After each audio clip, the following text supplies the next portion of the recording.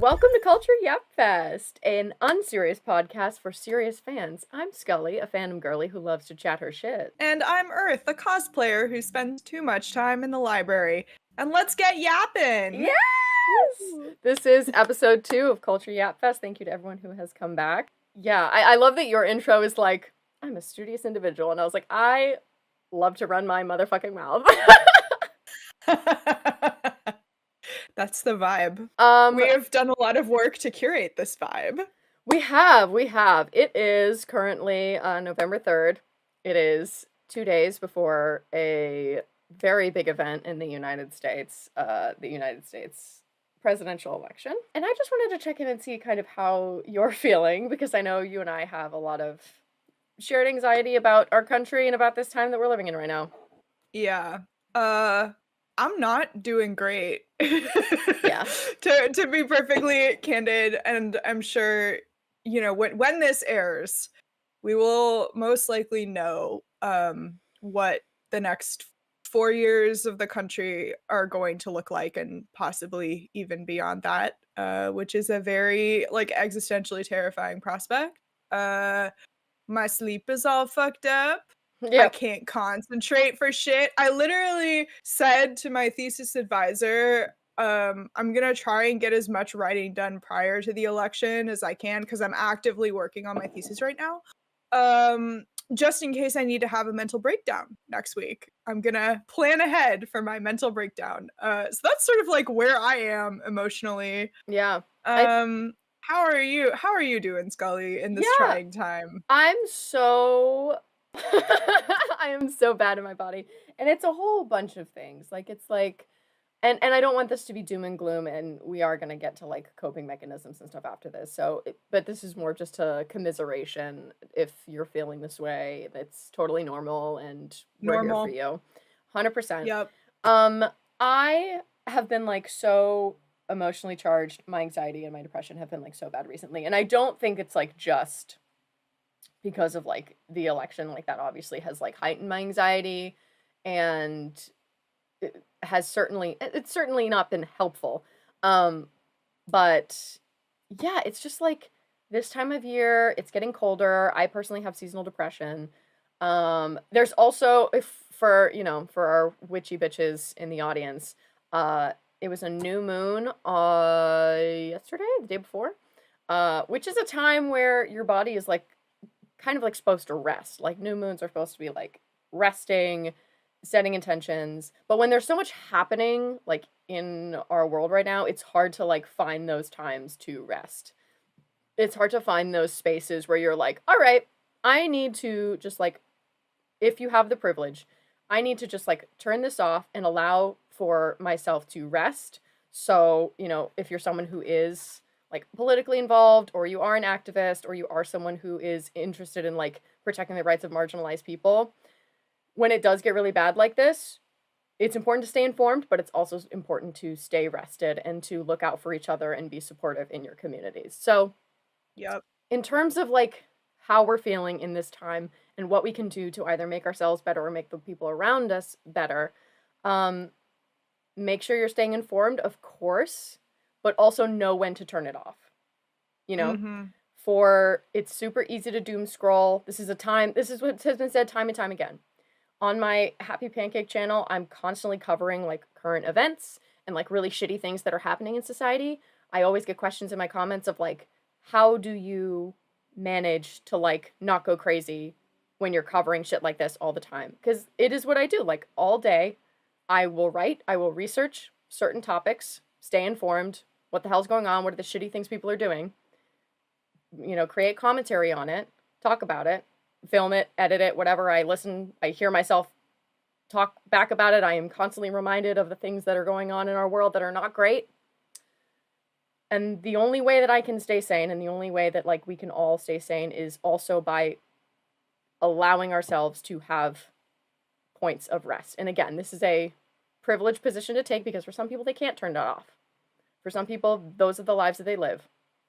But if you are continuing to fight for marginalized people, if you are continuing to fight for yourself, if you are a marginalized person, it is very important that you allow yourself to find points and places to rest. So at night, I have to turn it off. I have to talk about something else. Mhm. One of the ways I recharge genuinely, fan fiction, reading and writing fan fiction Yep. is the best.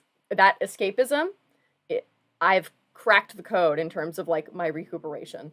That is the one activity that I feel like I can give myself a jump start for the next day by just fully pulling out of the world for a second.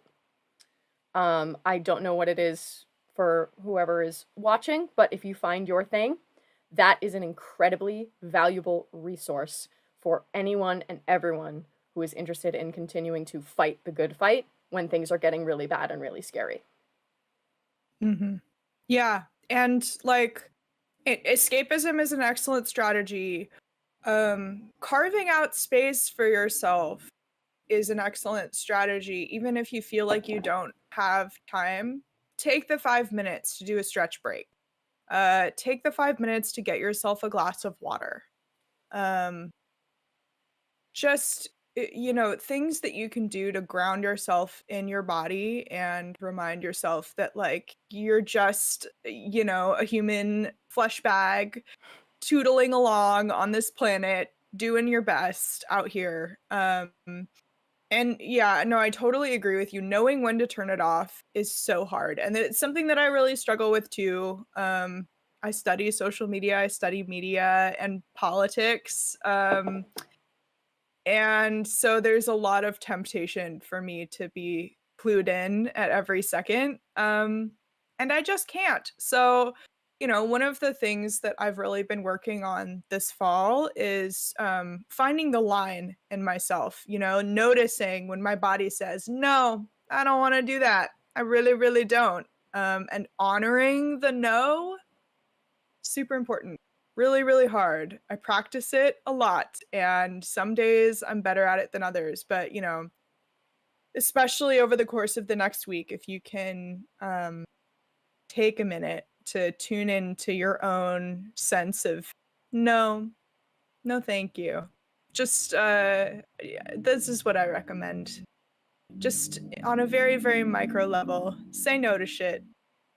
Don't do everything. Don't try to be a superhero, because at the end of the day, if you've cast your vote and you've done everything that you feel like you can do, then that's it. We're in the waiting stage, and that is the most psychologically painful stage to be in. We're all in it together, and just know that like Skullie and I are in it with you wherever you may be. Yeah.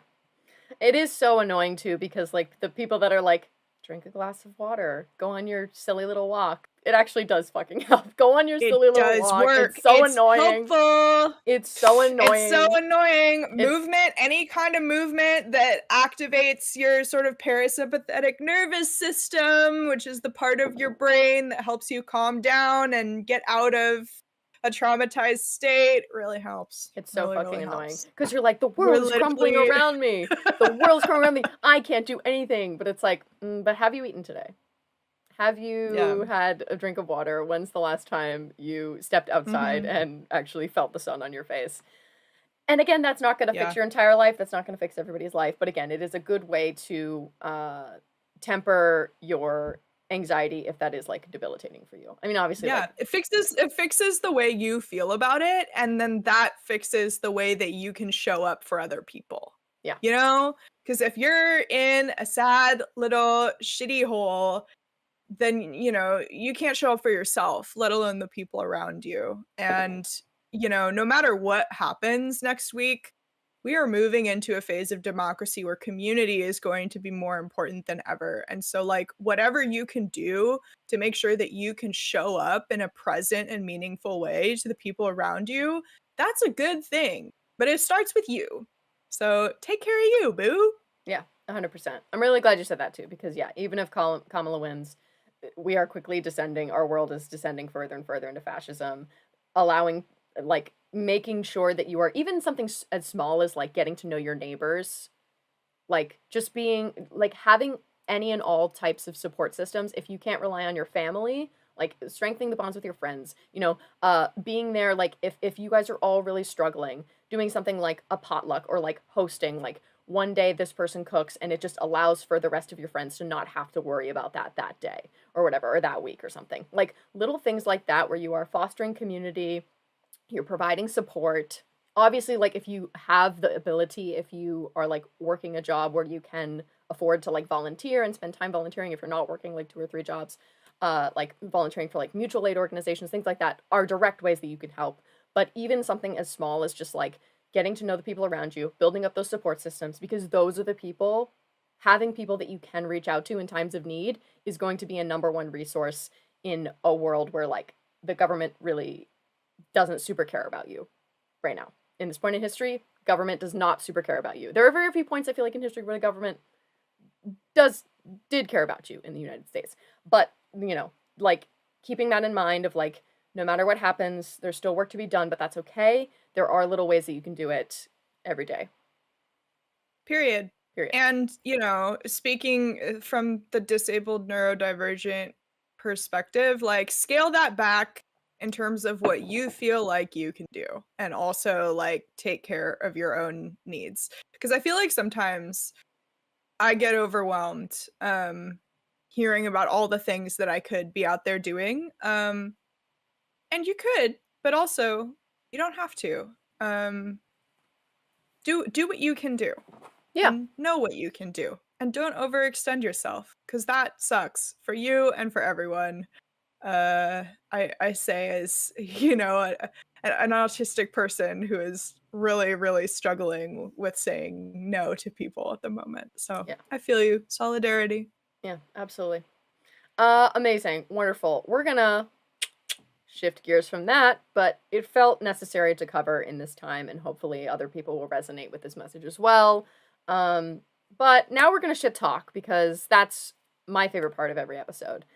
Because there's been And some boy, shit. oh boy, There's been do some we have some shit. shit to talk today? We have some fucking shit to talk about, specifically in the cosplay community. So I will have Earth take the lead, but I will also be sharing my own thoughts on the situation, videos that I've seen covering it. But yeah, Earth, take it away. Okay, so hopefully by the point this episode airs, this is sort of old news. This past week, there was a massive scandal in the cosplay community that I felt like I could see coming a million miles away. Just because of who these creators are. So, you know, if you don't know, if you're not on cosplay TikTok, there are a couple of cosplayers, one of whom is named Whole Wheat Pete, and the other of whom is his handle is D Pity.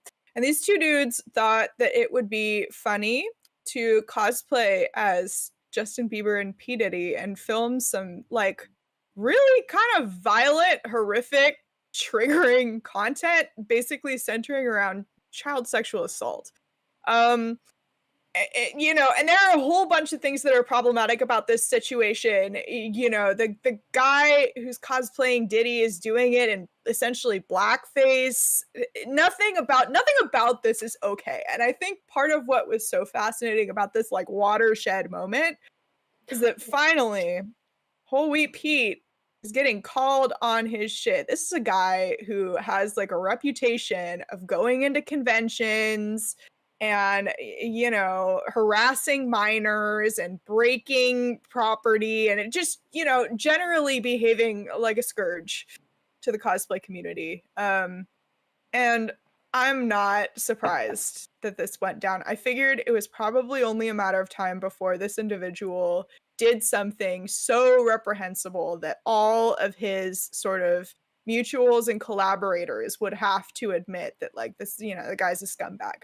But it feels really relevant to our conversation last week where we were talking about like the attention economy and dude bros with microphones and like the things people do to get attention online. And I feel like the only difference between the sort of shitty behavior prior to this incident and what happened with this incident is that like the line of respectability politics got crossed. You know, there's this like interesting split that's happening between people who are sort of like, I didn't know he was a bad guy, and other people who are like, thank fucking God. Yeah. We're all deciding en masse to cancel this person. And I'm not a huge proponent of cancel culture. I find it very reactionary. I think that there are certain things that have happened in this situation that are really not okay. For instance, like internet mobs sort of demanding that everyone who's ever collaborated with Whole Wheat Pete like post an explanation or an apology. And I feel like, you know, maybe some of that is a little bit warranted for the, you know, the folks who've collaborated pretty frequently, but Right. also, you know, people have to be given space to learn and grow. And the internet's a very unforgiving place, and I acknowledge that. However, I think Holy Pete has built his platform off of, you know, like basically shithead behavior. Like I Yeah. can't think of a way to put it that's more eloquent than that. He's kind of a shithead. And you know, he hurt a lot of people's feelings. But like anyway, what's your take on this situation? Because the whole thing, it's not surprising to me. It doesn't even really piss me off because I'm like, I'm just so unshocked. And I think the You've thing been that new. You've been new. I've been known, yeah, I feel like a lot of us have known. Yeah. And it's just really unfortunate because the content itself was so disgusting and so disturbing. Yeah. Yeah, tell me what you think. Yeah, I think like similarly, because again, a lot of his content is like just kind of being, it's that type of YouTuber content, content creator content where it's being a public nuisance for laughs. And Right. there were a bunch of different situations where he would like, you know, jump on things and break things and hurt himself. So like I think for the majority of his audience it was like, "Oh, well like he's not bothering anybody, he's just hurting himself." But that's also not necessarily true. And there were plenty of videos of his where like he would, you know, be harassing other people, chasing them around, just destroying like public property. And this is the another issue with like cons and such that I've seen other cosplayers talk about where cons are like convention centers only like conventions are only allowed to be hosted at convention centers for as long as those convention centers allow them. So like the conventions, the Comic-Cons and like all of those like cosplay conventions that everybody loves, those are organizations that essentially ask for permission and like pay to be hosted at large convention centers. And when you have people like Whole Wheat Pete, very prominent cosplayers that are actively and flagrantly destroying public property, it makes it harder for those conventions to come back to those convention centers in the future. Because, like, again, Right. this guy's getting millions of views on every video. He's very publicly destroying public property. Those convention centers aren't going to want to have to clean up after your shitty actions every fucking time they have cosplayers there. It's a bad reputation for the cosplay community. It's a bad reputation for fandom conventions in general. And it's embarrassing. It's fucking It embarrassing, is. first of all. Like, yeah. So, all that aside, that was like my, you know, impression of Whole Wheat Pete. I understand why people follow, like, him because, like, ooh, man fall down and hurt himself. Very funny. Like, okay, whatever. But, Yeah. again, this is sort of like a not valuing people's boundaries, not necessarily knowing when to, like, how to read a room. And again, I agree with you where I was like, I also was kind of just waiting for an event like this to happen because there has always been, again, he's just kind of very loud and annoying. And there's always been this Right. like baseline frustration with him in the cosplay community. Mhm. And this was just sort of the thing that like pushed it over. So, since this has Yeah. happened, I believe he's taken down all of the videos.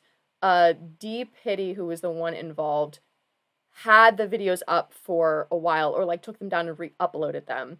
And then now I believe they're both all down because since this has happened, they've had like sponsorships pull out and people say that they aren't going to work with them anymore. So from what I understand, Whole Wheat Pete was a little faster in terms of giving his apology.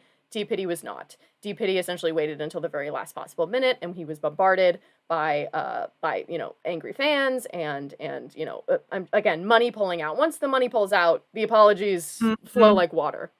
Yeah. That's what we So call a real life consequence. right, exactly. So again, take it as you will. I was never like a huge fan of him to begin with. This does not really affect my opinion of him. I mean, well, this was a really shitty thing. I don't think any more highly of him, but I never had a high opinion of him to begin with, if that makes sense. I know DannyPhantom.exe, who is a cosplayer and like a comedy, funny, neurodivergent plus D&D kind of fandom creator. that has worked with him very frequently in the past. He came out with a video very quickly, basically like denouncing this behavior. Like before even like Whole Wheat Pete made an apology, I believe Danny Phantom came out with something, but I could be wrong about that. And he actually shared his experience with like sexual assault and how like this is like a disgrace to sexual assault survivors. This is really fucked up. I'm really disappointed. Like I hope he like grows and like from this and is able to like learn from his actions, but like this is absolutely unacceptable. Another creator who's like in that group who I don't follow and I don't know a ton about, but Arnie, it's like the three of them together. It's like Arnie, Danny Phantom, and then Whole Wheat Pete have done a bunch of like cosplay stuff together. They've done a bunch of like Demon Sure. Slayer stuff together, and like Okay. Jujutsu Kaisen, like group cosplays and shit. He came out with like an Instagram story, I think, talking about it, but it wasn't anything that stayed up on his main page. But in terms of like the drama and like hearing about it, I heard about it from Ultimate Hero, who is a cosplay account on TikTok. I believe his name is Adam Wright. He runs like a mainstream fitness account and then he has like a cosplay account on the side. So he was the video that I Okay. saw that like brought this all to light. Multiple people have talked about this already, but I just wanted to shout him out because he is also a great creator. He's one of my mutuals as well. Like he's just a really good guy. From what I've seen. If something comes out about him, didn't know about it. That is the extent of my knowledge on the topic. And I do think it was just one of those things where I was like, very much like you, I was kind of waiting for something Yeah. like this to happen with him because yeah, he just doesn't seem like someone who is very respectful of people's boundaries, especially when it's like for a Yep. laugh. Like, Well, and like as you've been talking about it, I sort of came to the realization that like this has been increasing slowly over time. Like mm, at first it was just like I'm being reckless with my body. And then it was I'm being reckless with other people's bodies, but I asked them ahead of time. And then it was I'm being reckless with other people's bodies and I'm approaching them and harassing them and I'm not asking them. And then it was I'm being reckless with public property.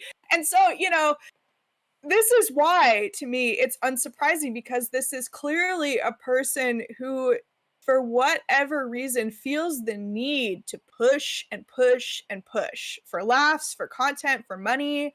Um and, because of what we know about the internet, that kind of behavior is rewarded in online spaces. But like, you got to remember that the real world is also the real world. yeah. And in this is what I feel like this is the thing people talk about when they say chronically online. What they are talking about is that they expect the real world to behave like the internet behaves.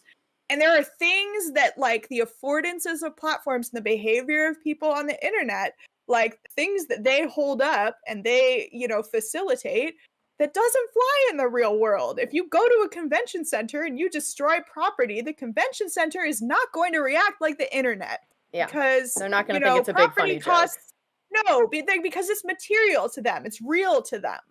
Yeah. And it's real in every other space. So like when people are critiquing chronically online behavior, the thing that is stressing them out and the thing that stresses me out a little bit too, I'm not going to lie, is this like lack of awareness of real world consequences. Because Yeah. like you don't see at other conventions, you don't see people destroying property. And I think a large part of the reason why that shit happens in fandom communities is because of this like chronically online contingent. And as fans, we need to be aware of that. We just need to be thinking about it when we step out into meat space, into the real world, and we engage with each other face to face. Yeah. I think it also says a lot about just like internet culture in general, like not just in fandom spaces. I mean, when you make that type of content where you are reckless and you're always pushing the envelope and doing crazy things, like we've seen this with Sam Pepper, with Jake and Logan Paul, with David Dobrik, it comes to a point where you have to keep raising the bar and escalating, and it's only a matter of time before one of those creators does something really shitty, really out of touch, really dangerous that leads to like actual people getting hurt physically, emotionally, like David Dobrik literally maiming one of his best friends and making him like legally blind in one eye, like making him have to like deal with medical conditions for the rest of his life. Like shout out to Jeff Yeah. Wittick, but like you know, and this is just kind of I think like a warning in general because again, Earth and I have been online for a very long time. We've seen these creators rise and fall from their shitty actions, and like their reputations be heavily damaged by just doing stupid fucking shit. Like if you see a creator very quickly on the rise, because they very quickly rise and they very quickly fall. Uh, if you see a creator like very quickly on the rise, and it's from doing like reckless physical gags like this where they're involved and other people are involved and they keep getting crazier, it's only a fucking matter of time. Don't engage with those accounts. Like it just ends up with people getting hurt. Like don't even bother. Like that those I think for me have become red flags very quickly just because I've seen it happen so many times online. And again, it's not always this group, but it is typically, cis straight white men who think that they are have certain privileges and they are above the rules and they are above the law sometimes. Like they think that they can get away with anything. Well, and they do. They do have privileges and they often are above the law. You hardly ever see a black man being physically reckless with himself like that in public and being loud and being a nuisance because like that's actively dangerous for people of color. You know? But white guys get away with it all the time. Literally all the time.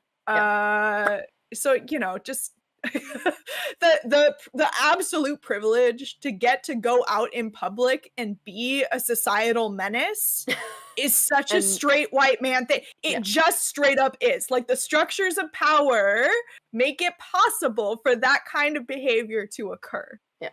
100%. Because the consequences are so much lower. And they are given the benefit of the doubt. They are most often given the benefit of the doubt. Oh, like boys will be boys. They're just having fun, Right. Like, they're roughhousing. Yeah. They're letting off steam. Yeah. They're, think of any euphemism that you've ever heard to explain away some white man's shitty behavior. Yep. He was 100%. Struggling with his mental health. Like, I just fucking can't. I can't. Yeah. I love us already getting into the fucking weeds with this. Baldurs Gate 3, baby. Baldurs Gate 3! Baldurs Gate 3! I have been in love with this game. It came out over a year ago. I know, like, for most people, they're over it. It's whatever. But the fandom is still very much alive, and I am still doing playthroughs. They just added mods to the PS5, so I've been doing, like, a Blood Mage playthrough, which is a D&D class that I have needed literally all my fucking life. It is dark, it is witchy, it is spooky, it is great. There's this, like, one feature called, like, Blood Puppeteer, where it's just blood bending, essentially. Like, if your character... That's so sick. It's literally so sick. If the NPC, like, fails, I think it's a wisdom save or a con save or something, they are essentially, like, you can blood bend them and you can control them and, like, get them on your side. It's so good. Anyway. But there's so much about this game. Like, it won Game of the Year, it won all of these awards. It's been known for being, like, just incredible writing, beautiful story, dynamic and layered, multi-layered, complicated characters, queer representation, fun, like an infinitely replayable game with all of the endings and the dialogue trees. You can play different origin characters. Like, it is such a profound piece of art and media in our time. And it has just blown every other game, like, out of the water because it is just so stuffed to the brim full of good fucking shit. One of the aspects that we wanted to talk about today is, like, sexuality in gaming and, like, queer representation, and how, like, Baldur's Gate 3 has kind of become, like, the game for queer gamers and, like, a really good reference in terms of what queer gamers want in games and in storytelling in general. All of the companions are explicitly bi and pan, as confirmed by the actors and the writers. This is indisputable. This is coming straight from the top. All of the characters are bi and pan. We see it in their dialogue. We see it in their storylines.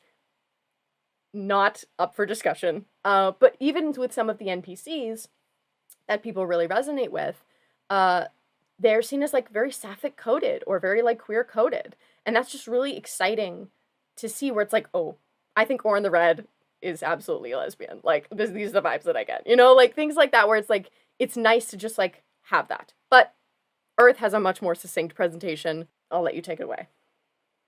Okay, cool. So I'm gonna preface this by saying that at the time of this recording, I personally have not done a full playthrough of Baldur's Gate 3. And But I this have. is the saddest. But Skullie has done, yeah, and you've done several at this point, I've right? done so many.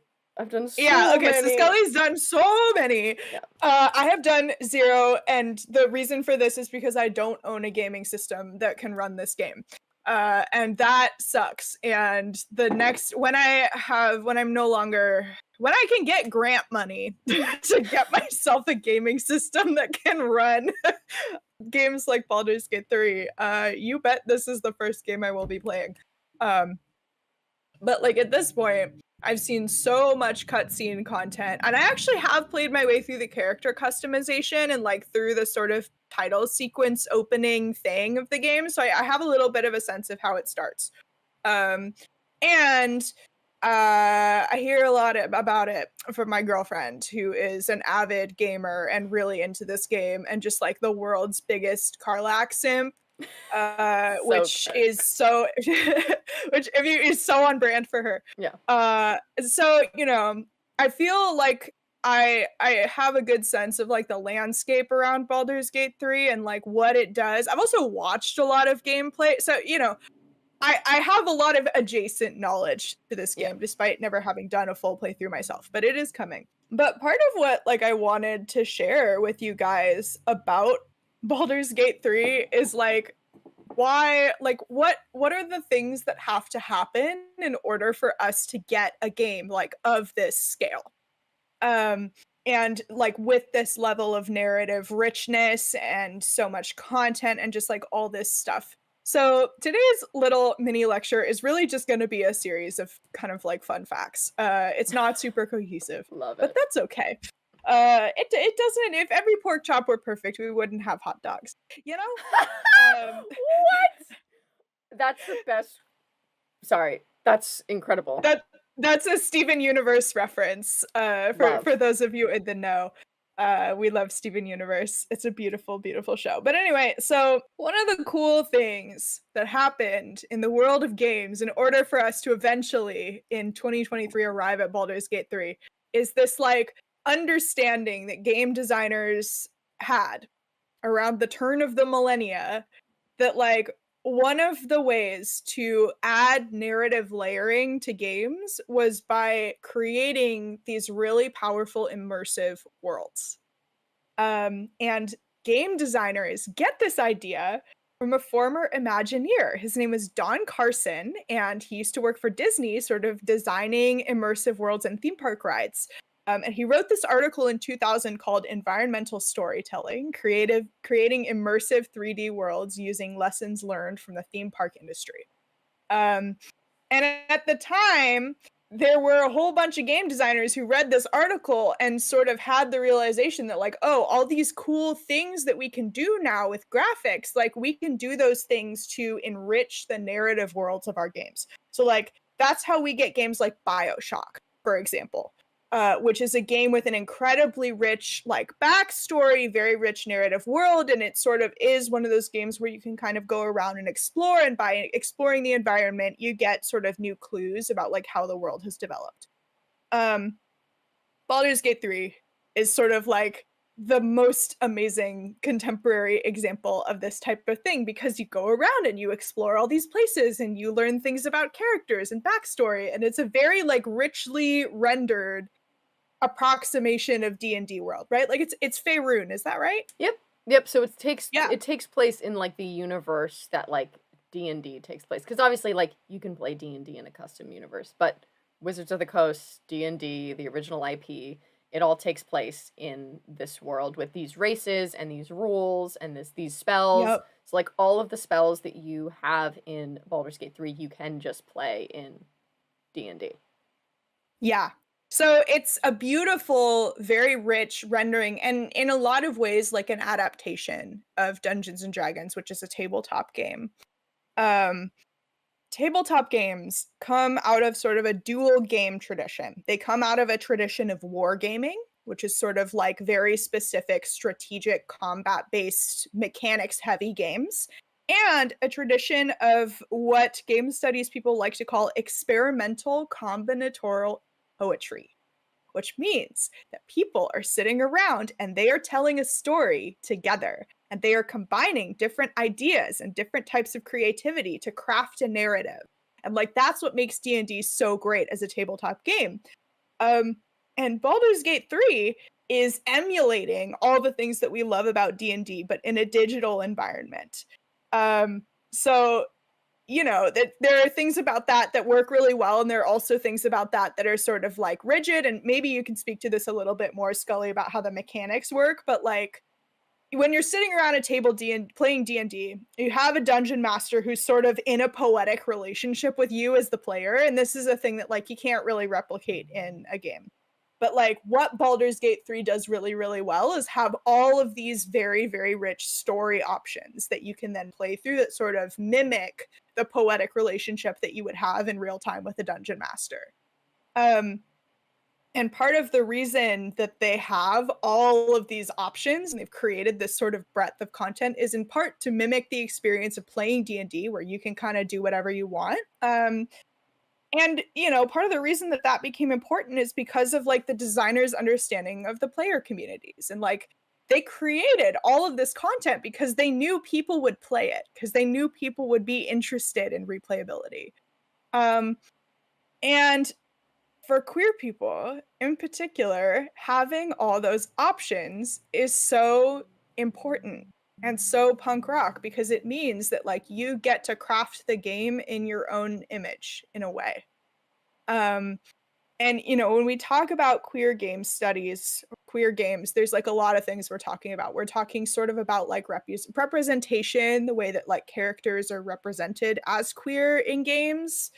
We're also talking about like practices in the industry, what kinds of games get greenlit, what kinds of features in games get greenlit. The fact that you can choose different genitalia for your character in Baldur's Gate 3 and different combinations it's such an important piece of representation that like toes this line between being radically queer and accepting, but also like giving more customization options, which is the, you know, the sort of like narrative that you say to the gamer community, which has not always been a friendly space to queer people. Yeah. And then also the other thing is this concept of like playing queer, which is a way of playing a game just the way you want, and maybe in a way that like the game designers didn't intend. So like an example of playing queer, this is not a Baldur's Gate 3 example, but it is about my girlfriend, so I am going to share it. Love. My girlfriend really loves this game called Red Dead Redemption. Classic. And this is yeah, if you know this game, there's sort of like a central story and there are things that the game wants you to do. And she spends a lot of time playing Red Dead Redemption as like a cozy horse girl game where she rides around on her horse and like picks flowers. And I don't think that's what the game designers of Red Dead Redemption were envisioning when they launched this game. But that's the way that she likes to play. And that is absolutely playing queer. It's playing against the grain. And with a game like Baldur's Gate, like the affordances of the game allow you to play in all of these different ways, in sort of ways that are like licensed by the game. So you know, even though you're sort of playing into scenarios that the game designers have maybe envisioned, you're remixing it in your own way. And there is something about that like remixing that is kind of queer. And that's neat, and that's very cool. And I'm really sad that I don't own a gaming PC that can run this game, because I really love it, because it sounds amazing. Yeah, it is genuinely like, and as someone who has played through the game a bunch of times, it is genuinely like, I would argue, some of the best represented characters, especially women, that I've seen in any media ever. Like, all of the women, like all of the characters in general are like very deeply layered and complicated. They all have flaws. They all have things that are like ugly about them, like inside or outside or whatever the fuck. Like, they have like things about them that are not the traditional mold of hero or love interest or a woman or man or whatever. Like, they all have things that go against each of those grains, and like you said, has the tendency to be very queer. So, for example, Shadowheart, who is like pitched as like the goth baddie of the game and is like kind of mean to you, like very much that mean pretty energy. She's got like long raven Mm. black hair and she is like very beautiful. She's got a huge scar across her face. And she like really fucking loves like animals. She has like a really deep soft spot for like animals and like doing the right thing, even though it kind of goes against like what her religion kind of claims to be, like what this religion that she deeply cares about kind of goes against like what that stands for. And her Mhm. whole journey of like healing from religious trauma and like a crazy amount of like brainwashing is very deeply resonated with a lot of like queer people. I mean, there are plenty of people with religious trauma, but I think it's a very common theme with queer individuals from religious families, 100%. You know, Lae'zel, who's very cold, and she's very calculating, and she's very harsh. I love Lae'zel, also brutally honest, but she also is the only one who's like working to like cure your condition from the moment you meet her. She is the one who's like, all right, this is what we got to do. This is how we're going to cure it. We got to do XYZ, and I'm going to help you get out of here. Basically, going against what her entire race and her entire upbringing has told her to do, of like, we only support the Gith. We only like honor Mother Gith. We only protect ourselves and each other. Everyone else can fucking choke. She goes against this, and again, she's still very, very much Lae'zel. Like she's very like a little harsh, more harsh than I think some of the other characters for sure. But like I don't think there's enough appreciation of her in the fandom of like she is literally going against everything she has ever been taught to save your ass. Mhm. And she was raised in a supremacist death cult. Like, give her a fucking break. She's Yeah. like doing her fucking best. Like, and she's another one who like her journey is heartbreaking and beautiful and just like so incredible. Karlach having a very mirrored journey to someone with like chronic illness. You know, I have people in my family with chronic illness and this feeling of like, you know what? This is a really shitty hand that I've been dealt, and I'm gonna live my life to the fucking fullest. Even if I can't do all of the things that I really want to do.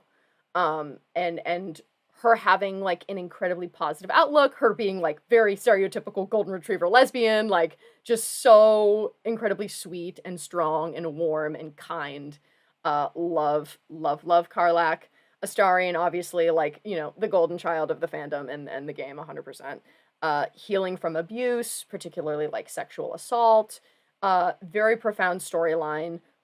Wyll, I think Will's journey is incredibly queer coded as well. Like he is queer canonically, but his journey has like very queer heavy elements of like, you know, doing the right thing and being disowned by his father. Like having to you know, because of his father's predisposed ideas about you know, warlocks and devils and like all of these things, him having to, you know, heal through that and like be like, okay, like I love my father. How can we make this work? Gale being groomed by a woman who was like a literal like goddess and like knew him when he was a kid. Like again, very like deeply resonating with like it's like a lot of like healing from abuse journeys. Um and then Minthara, who's just kind of like unapologetically evil, meow meow, again very sapphic coded, but like again, like she's you know, she's never felt like safety or true love in her entire life. Like she, to the extent that like she literally couldn't trust her own family, she couldn't trust her own mother. Like very stereotypical Lolth drow noble upbringing. You are in danger from the moment you are born.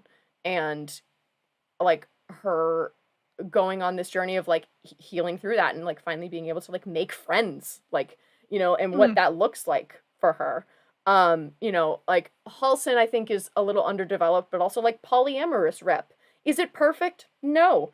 But it's still really cool. And the other thing that I love about like the sex and the relationships in this game is that it's always double triple backstopped with like making sure that the player and the character are experiencing consent.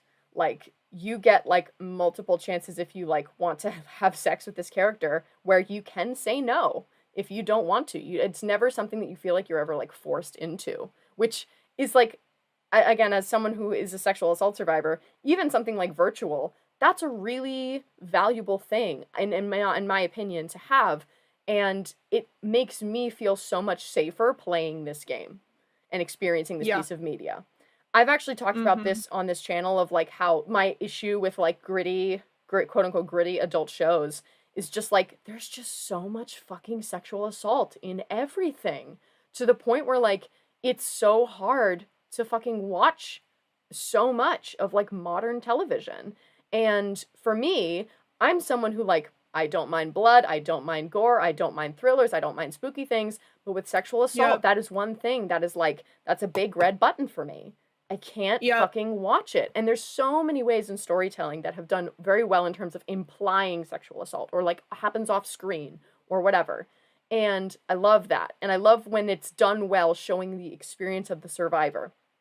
In most modern gritty TV shows, you do not see the experience of the survivor. You do not see the aftermath. It is just the horrible thing that happens to get an emotional response from an audience or to prop up a male character and make them a white savior or something.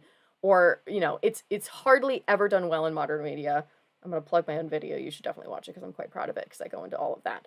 But with Baldur's Gate 3, and again, particularly with Starian's storyline, because his deals heavily with sexual assault and healing from sexual abuse and trauma, it's done incredibly well. And it's one of the two stories that I've found, again, both have to do with men healing from sexual assault, which again is fine. I'm glad those stories exist because it's good sexual assault survivor representation.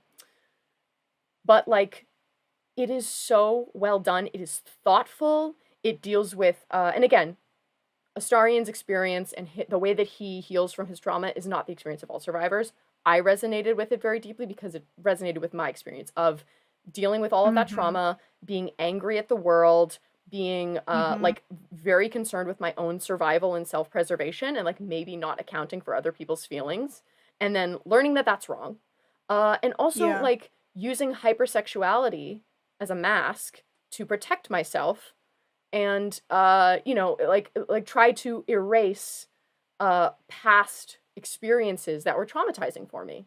So again, like that really resonated with me as a survivor, and I know that many other survivors felt that as well.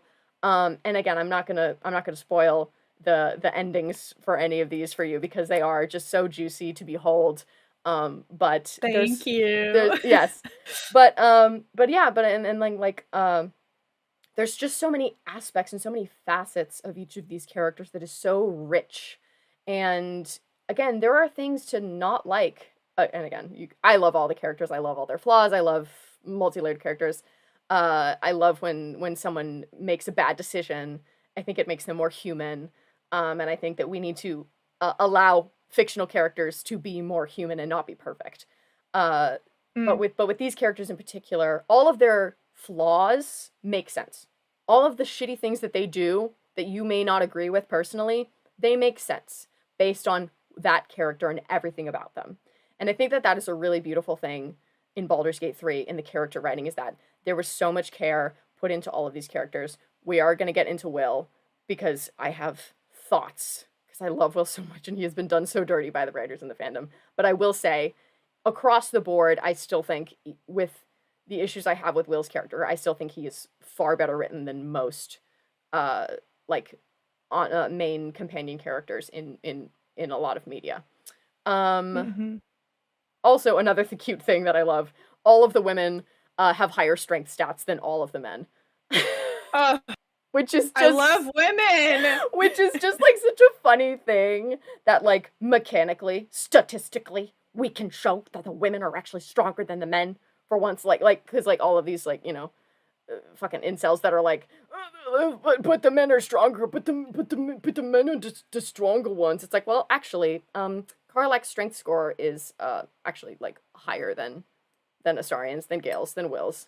Go fuck yourself. Yeah. Like it is oddly satisfying to just like have that. That's kind of cool. Mhm. Oh, that's so yummy. No, well, and, like, hearing you talk about this, I sort of am becoming more aware of, like, choices that were clearly made by the game designers to facilitate joyful play for certain groups of people. Um, and in a lot of ways, it sounds like this is a game that was built and written with a diverse audience in mind, with queer people in mind, with women Yeah. in mind. Oh, 100%, 100%. With assault and abuse survivors in mind. And it feels like the specificity of the writing in a lot of cases really supports that. And it supports sort of like the pleasure of playing the game. And like when we say good representation, I think part of what we're talking about is like an emotional reaction that we have to engaging with media where it feels resonant, Mhm. but not in a way that's like re-traumatizing, you know? Exactly. No, and that's Just exactly because it. like, just because something you went through is portrayed in a piece of media doesn't mean that it's portrayed in a way that, like, reflects your emotional experience, and when it's portrayed in a way that actively doesn't reflect your emotional experience, that hurts. Like, engaging with that is actively painful for a lot Yeah. of people, and, like, you know, for me, the thing that I can't handle in media is, domestic abuse. Yeah. And, like, emotional abuse in particular is a really, really hard no for me. Um, and that's because often you don't get sort of the stewing that happens with the person who's been through the abused and the anger that they feel and, like, the things that resonate with my experience as a survivor. And that's cool, that's cool. This is a thing that I'm just learning about Baldur's Gate 3 is, like, how, you know, your experience as a survivor feels resonant with the game, and that rocks. Yeah. And also sort of like props up my armchair theory about why women like this game. No, Because it feels to me literally. it feels to me, and like correct me if I'm wrong, but it feels to me like I have had so many conversations over the past year with girlies who are not really video game girlies, not really D&D girlies, but who have adopted this game because it feels like it's for them. And I just find that fascinating. So one of the things that I'm looking at right now for my thesis is like how online spaces create these communities where women can like get back into gaming in a way that like we haven't seen since Gamergate. And if you haven't heard of Gamergate, it's this really horrible online movement that happened around 2014, 2015, where basically a bunch of like overtly feminist female game designers and journalists were like targeted and sent death threats by this mega organized group of incels who had this sort of conspiracy theory that like people were trying to wokeify gaming. And that movement arose as like a total reaction to the genuine demand and critique for like better representation and more space for women who want to play games. And it made these incels so mad. It made them so mad. They were like threatening people. And, you know, when I do interviews with women who play games, which is something also that I'm doing for my thesis research, I hear people talk a lot about how like they won't play games that have an online component where they have to talk to people through a microphone because those spaces feel so toxic and so unfriendly to like any kind of diverse experience. With channels like Skullie's channel and other places on social media, like there are these spots where women have been able to carve out a little piece of gaming space, and for whatever reason, and I don't know why and would love to learn more and look into this, the designers of Baldur's Gate 3 clearly picked up on that. Like they clearly picked up on a massive massive audience that most blockbuster games are not reaching.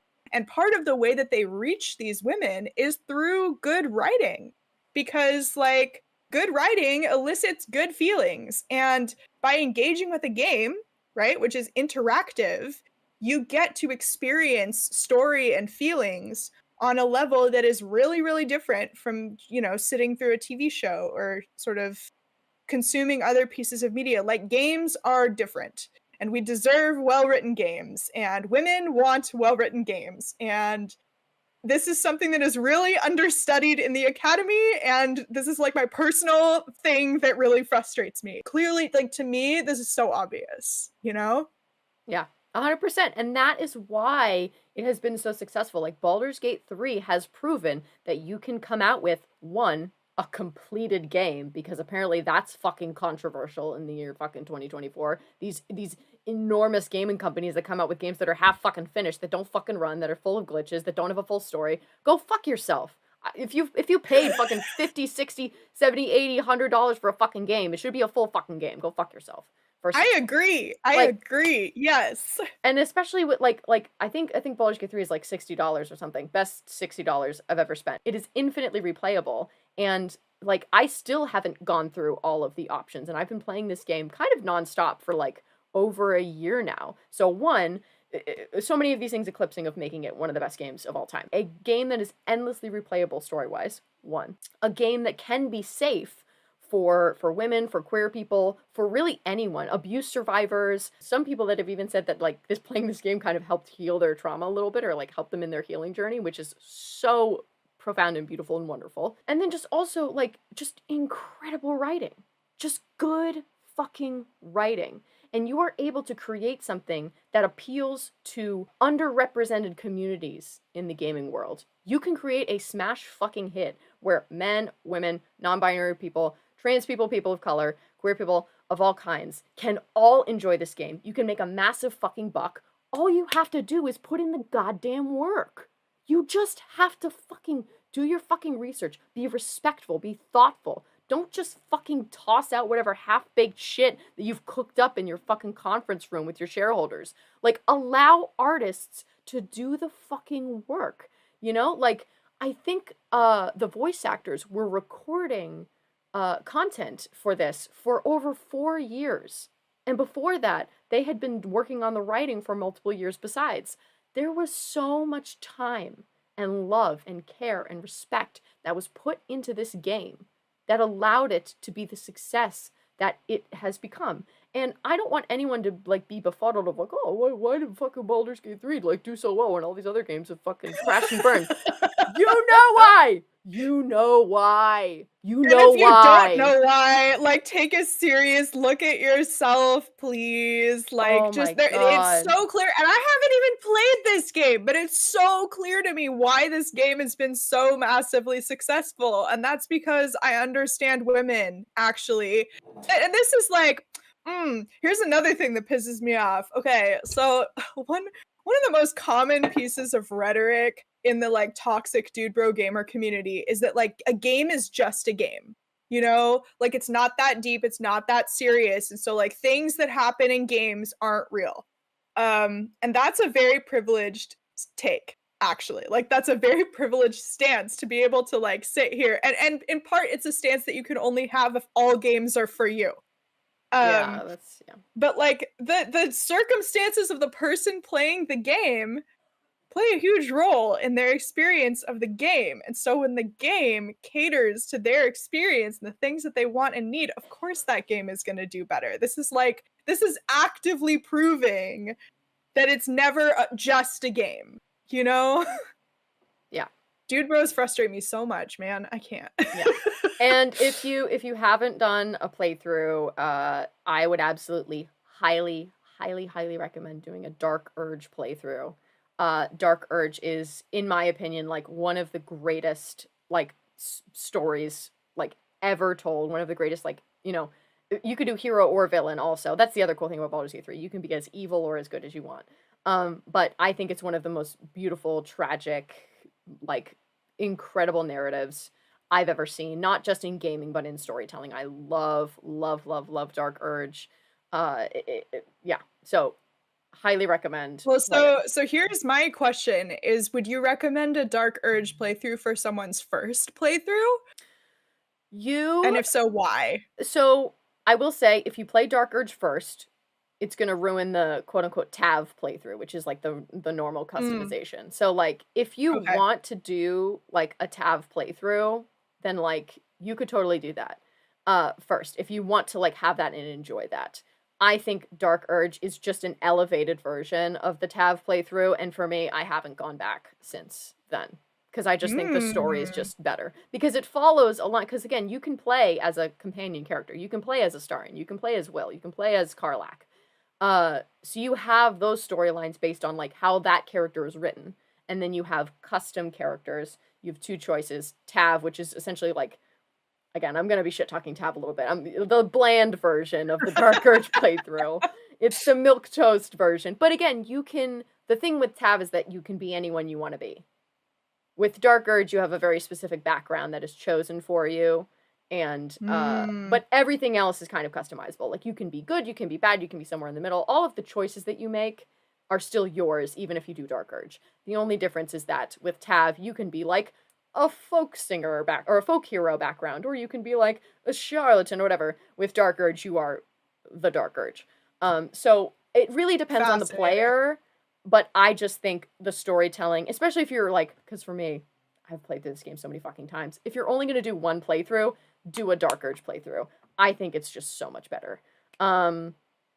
So yeah, that's just my. This is very good to know. This is very, very good to know. Yeah. I love hearing these little details and tips about this game. I also wanted to talk really briefly about like racism in media and in the Baldur's Gate 3 fandom, because I do think that this is an important topic to talk about. And if I didn't talk about it, I would not be doing the situation, the topic of Baldur's Gate 3 justice, because there are some issues here. And again, I would say this game is it's near perfect. It's near perfect. It's so close and so good, and there's so many good things about it. And I don't want this conversation to discourage you from playing Baldur's Gate 3. I know that there are plenty of creators of color that still love Baldur's Gate 3, but this is a topic that needs to be discussed. And this just has to be in the conversation as well. So all of the good things that I've said. And also, like, media can be great without being perfect. Right. And it can be the best that we have right now. And we can have an understanding that, like, future game makers will take what this is and then build off it and create something that is even more perfect, you know?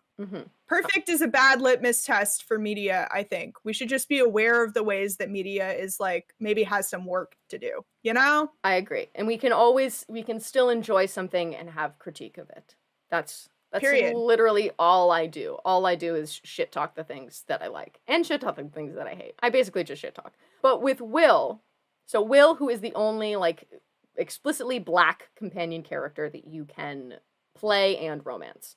You can argue that some of the other companion characters, like Karlach, for example, could be like POC coded, but Wyll is the only black character that you can play and can romance.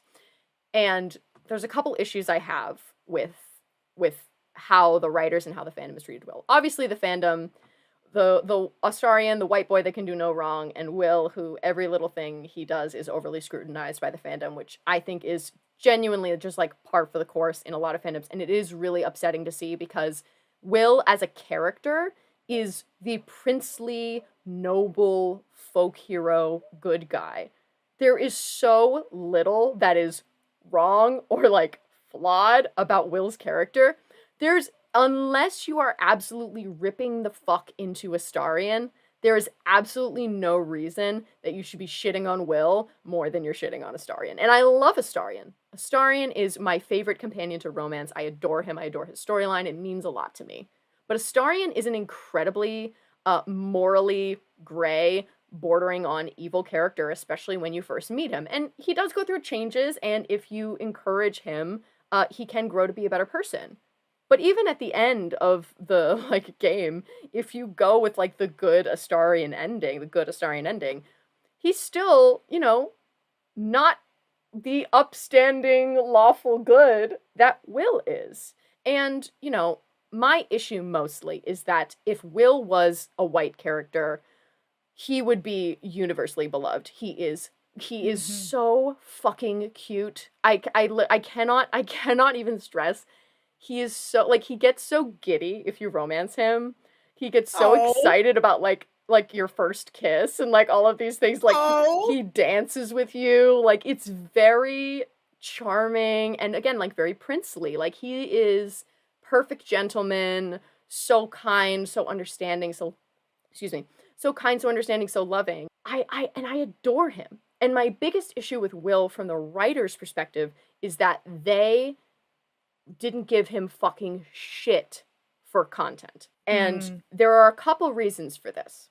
So during early access of Baldur's Gate 3, there was a quote unquote like harsher version of Wyll that was piloted, and he was a little less forgiving, he was a little less princely, and again, but he was black, and there was a ton of backlash.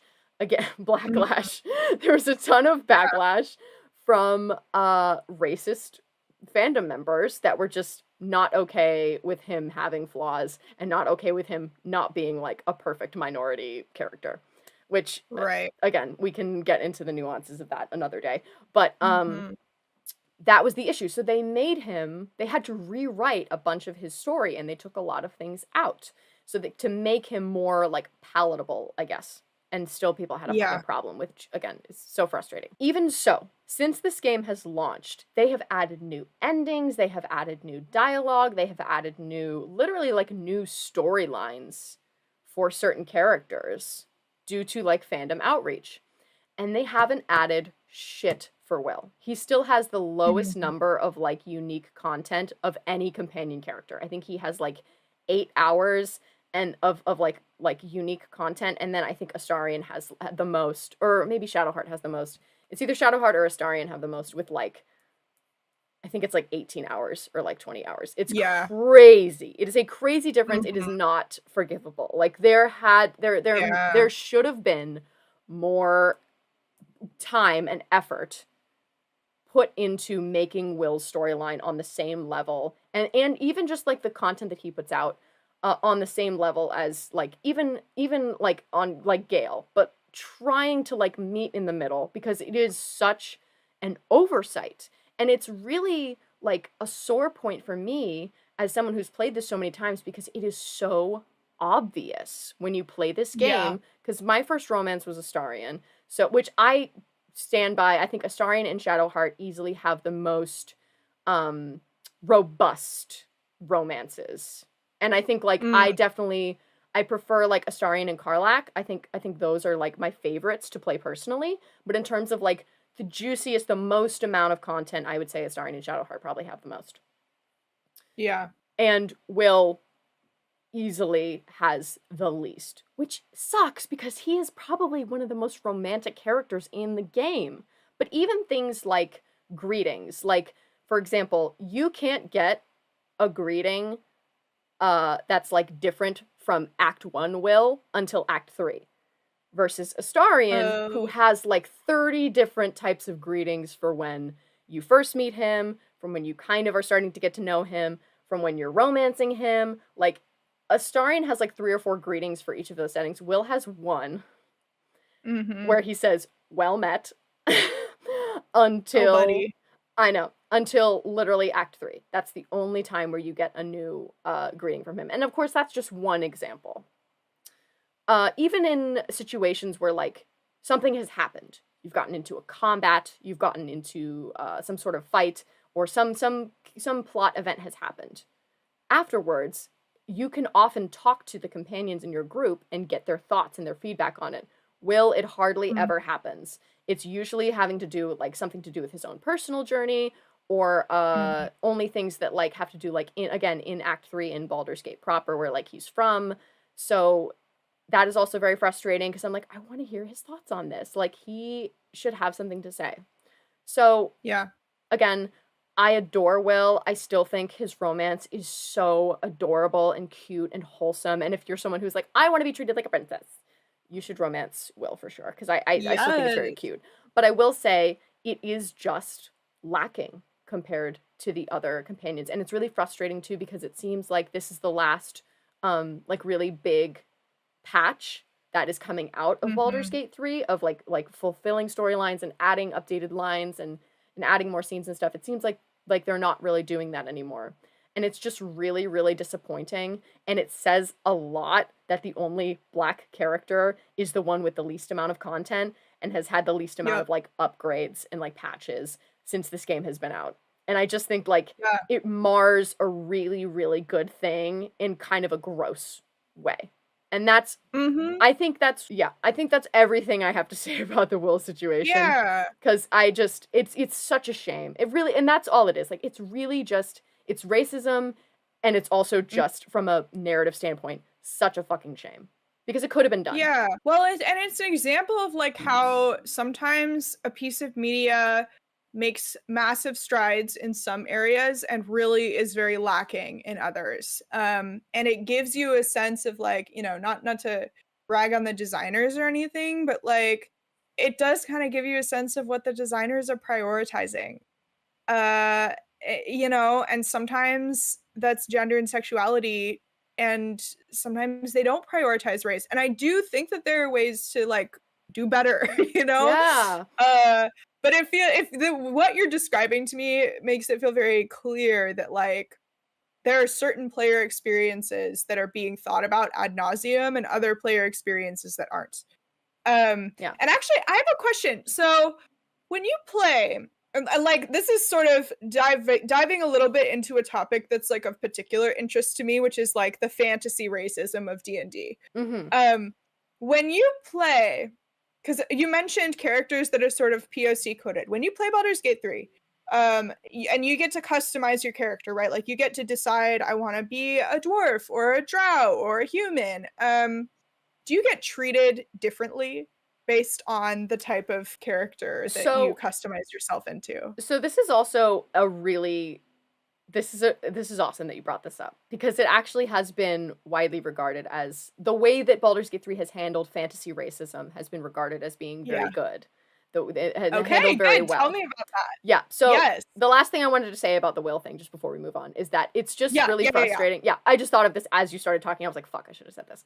I think that the thing that's the other thing that the most frustrating aspect of this is that like Baldur's Gate 3 has shown to be incredibly intersectional in so many aspects, except for Wyll and Right. for the black companion character. That's just really frustrating. And again, it's like Mhm. it can be done. You've shown me it can be done. You've shown me that you can take into account marginalized groups and make them feel safe and comfortable and represent them in a healthy and respectful way. And you haven't done that with Wyll. That's such a fucking shame. That's such a goddamn oversight. And it's honestly like you're showing your ass a little bit there. Anyway, moving on, just hammering it home. Yeah. But with the fantasy racism, generally speaking, I would say there are a few aspects that I think were critiqued upon in Baldur's Gate 3. But I would say the majority of experiences across the board have praised Baldur's Gate 3 and how it handles, quote, fantasy racism. Yeah. And the reason for this is because everybody's kind of, and this might sound like it wouldn't be a good idea, but everyone's just kind of racist to, like, everybody. When what I mean by that is, if you are someone who is from the Underdark, for example, so like if you're a drow, if you're a dwergar, if you are a deep gnome, you are more likely to be like more racist to the surface dwellers, and vice versa. Mhm. The surface dwellers, if you go into situations, if you're playing a full drow, and you go into situations where there's a scene in the beginning that I'm not going to spoil for you, but if you just like hang out with someone or come into a situation and you're a drow, you will immediately get attacked. But then when you're hanging out with like other drow, they're like, "Oh, like come on in, like you're totally good," and you get like an easy in. So, and then with tieflings as well. So like there's a huge tiefling storyline. If you are a tiefling and if you are going to be more welcomed by the group of tieflings, and there are other people that aren't going to like you and are going to be terrible to you because you're a tiefling. And then similarly, like half elves, like, you know, like some of the things they call them like half breeds or whatever, like very probably like awful things, but like everyone is kind of dealing with their own shit. There isn't like one like super race, if that makes sense. Like everybody experiences on some level some kind of like racism in this game. Yes. Yes. Okay. This is good, actually. Yeah. Yeah. And I know it sounds weird to say that like experiencing racism is good, but like in order to, you know, for me to think about this, I'm sort of thinking about like, okay, let's go back to the roots of this game, which is Dungeons and Dragons. And like one of the things that is a thing that you explore in Dungeons and Dragons is how to live in a world with humanoid creatures that are fundamentally like different from you. Because they're all living in the world together. And this is sort of like, this is built into the very foundation of the game. And a lot of those roots are sort of in like, you know, Tolkien's fantasy creatures. And he was trying to create discourse after the First World War about like how we live in the world with each other. And this is sort of in the backdrop of like the rise of fascism and the persecution of the Jews and like all this stuff. And so Tolkien, he was trying. And he was sort of like mixed results, you know? There's this like really famous story of how Tolkien got a letter from some Nazi after the publishing of The Hobbit. And the guy was like, I just love the way you portrayed the dwarves as like greedy, you know, Jewish like creatures. And Tolkien was like, no, they were Jews, but I was trying to be respectful. And this to me as a Jew is very, very funny. Because it shows that like, you know, creating this sort of like space where you're doing an allegory for racism is always like a little bit problematic and always something that you have to be thinking about and addressing when you're dealing with it. Right. And I feel like maybe the worst thing that Baldur's Gate 3 could have done is to like not address it at all. When it and part of the reason that I think this is because I have played so many tabletop games of Dungeons and Dragons with white people who don't know how to handle the fantasy racism that is inherent to the construction of the game. Yeah. And you know, fantasy anti-Semitism that is inherent to the construction of the game. And for me as a Jew, this has been an incredibly alienating experience, right? And, you know, when I talk to my friends who are people of color who've played a lot of D&D, a lot of the time they reflect similar experiences. And so, like, now I really only play at tables with, you know, other people of color, other religious and ethnic minorities, because, like, the experience of sitting at a table with a bunch of white people who are, you know, sort of la la la playing in this space, we're gonna maybe pretend that the racism isn't real, but then maybe we'll make it real sometimes. I don't know, because we're uncomfortable and we don't want to talk about it. Like, that experience sucks and I hate it. It's horrible. And like, you know, we also should maybe, you know, talk about the fact that purely cosmetic character customization is like, whether we like it or not, a reflection of white supremacy. Because the reality is that, like, we don't walk through the world and all get treated the same. The way that we appear on the outside directly impacts the way that we are treated when we walk through the world. And in some games, that doesn't matter as much. And some of it is the fantasy of being just like everybody else. And, you know, that we can problematize that too. But, like, in this game, it feels really, really important. And so I'm really glad to hear that it's being addressed in this way, because it's sort of like, you know, it allows you to think about it instead of just sweeping it under the rug and not talking about it and not addressing it. You know, even if we're addressing it in a way that is somewhat problematic and like we're dealing with fantasy racism, but we're not dealing with real world racism, and that's a little fucked up, but we're talking about it. And I feel like that matters, you know? Yeah, and like very much so. And I think that with Baldur's Gate 3, it's always like it's always in the conversation.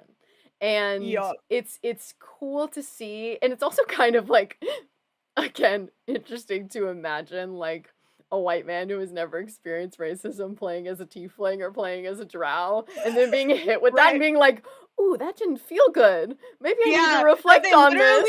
In game studies, they call that empathy tourism. And it's like, it's something that like people have problematized because it is a little bit problematic. Like, you are low-key like a tourist in somebody else's racial. You're LARPing somebody else's, well, not LARPing, except it's in digital. So you know, you're playing somebody else's like real experience of the world. And there is something about that that's like a little bit problematic. But there's also a little bit useful in a way. It can illustrate a point. Yeah. So So yeah, I think again, I'm not the authority to speak on this. This is what I've heard from other POC creators that have talked on this, that they're very thankful that Baldur's Gate 3 has handled the like fantasy racism aspect with tact and in a way that like makes sense, and where everybody kind of experiences it on some level, because like that is the nature of the world. So yeah, it is interesting, and I think like I don't necessarily think we're the best people to talk about this, but No. I'll see if I can find a couple of creators, gamers, that have talked about this on TikTok, because they have had some pretty good discussions about it. So I'll try to link those in the description. I think this is probably a good time to move to our Unserious Corner. We've already been here for an hour and a half. I can't. And this is our unresearched corner, purely based on vibes topic. Halloween was just or actually just a few days ago. And I want to know the worst Halloween party that you've ever went to. Well, I don't go to a whole lot of parties because I find them overwhelming and sensorily torturous. The worst Halloween party. I feel like there's a story that you have behind this question, and Yeah. I kind of want to hear your bad party story, because most of the time when I go to no, it's gonna take me a minute. You tell your story first. Yeah. I put in this question because I have never had a place to talk about this, and I've always wanted to share this story because I truly cannot express the amount of frustration that I felt on this night. So this was in 2021. So this was the first year after the pandemic. This was the first time where people were actually like feeling safe to like go out and like do things. Halloween, for those of you that don't know, is my favorite holiday. I cherish it. I love it so much. It makes me feel happy inside. And when I was in college, I hosted Halloween parties every year. They were all awesome. And for me, I have a very high standard, which really is my own issue. I'm working through it in terms of like how people host, but specifically Halloween parties. Because when I go to a Halloween party, I want to have fun. I want to have a good time. I want people to dress up. And when that doesn't happen, I get frustrated and I get sad, because I feel like it takes some of the joy out of the holiday for me. So I went to this, a friend of mine who I've known like so many years, since I was oh my god, middle school, high school, over a decade at this point. Adore this person, love them so much.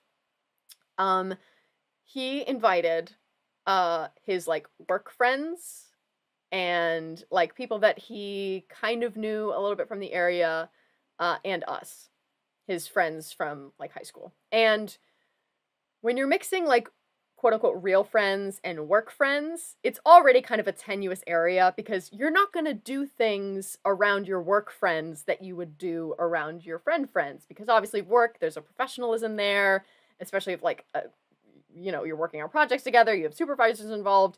Not a good idea. So already we walk in and the energy was stale, we'll say.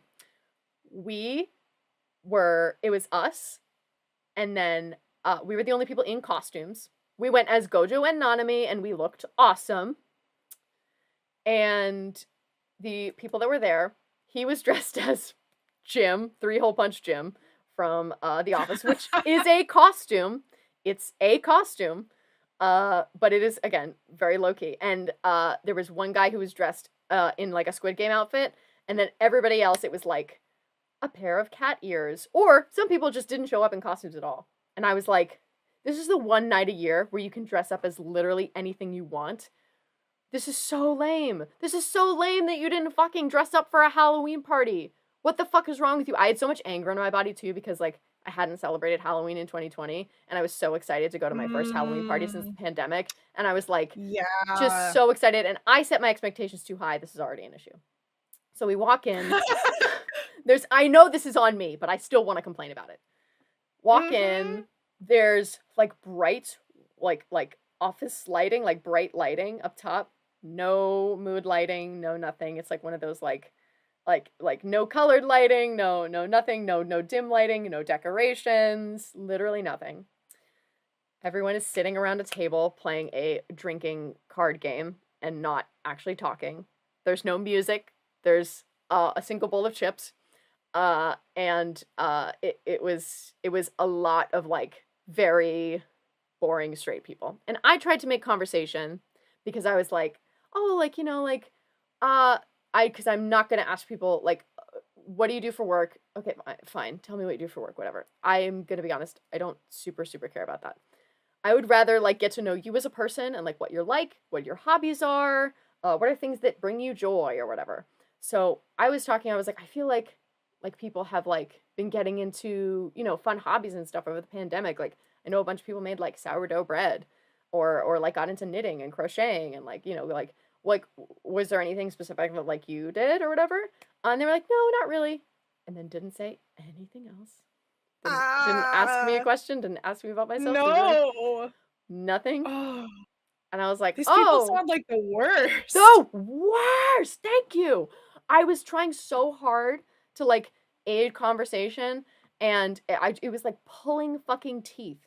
And it was this for like multiple hours. Mm. We drove over an hour to get there because it was in another state but we were like, "Oh, we're going to hang out with a friend. We're going to go to a Halloween party. Yay." And I was literally like I had to walk outside cuz I was like about to cry. I was so sad. And then the card game where people were drinking just turned into beer pong where people were standing in the Oh garage and doing no. beer pong and I'm like these are the only two things that we're doing. And I was like, again, I don't want to sound like a huge bitch because I know that some people that's all they need to be entertained. I have never once found beer pong entertaining. I have never once found a drinking card game entertaining unless it's with people that are like having conversations or like doing funny Yeah. bits or whatever the fuck Or like it's a creative card game. right. I having having come up in the theater community, there are ways to make drinking games fun Right. and I that was, I started playing drinking games in a fun way and then I went to normal people parties and realized that that was like unusual. Yeah. And so I just don't go I don't go to parties all that often. Yeah. Yeah. Unless Well, it's with former theater kids because they know how to have a good time. I had a Halloween party this year, and I was very pleased because everyone said they had an awesome time, and Yay. I started it. So this is the key to party planning. I'm going to tell you the secret. So the first activity that I had planned was pumpkin painting. I got a bunch of little pumpkins, and everybody got to paint their little pumpkins. Cute. It was Crafts are great party activities love a craft, and this was great for because everybody. people were coming in at different times, people were finishing up their pumpkins at Mhm. different times, but it was a nice centering activity. People that didn't know each other got to chat. Like you ask someone for or the red paint and then you get into conversation about how cool their pumpkin looks and what they do and what their name is. Great way to get Yep. people socialized who don't know each other. And it's a fun way to be like, "Oh, Mhm. that's so cool, whatever." Connect with people over a little thing. People get to be creative. A lot of adults don't have time in their days or don't have like special time to like be creative. So this was like Yeah. I was really excited about this and everyone else was also very excited about this. We also had a little campfire going. So people were like drinking around the Cute. campfire. We had some little snacks everywhere.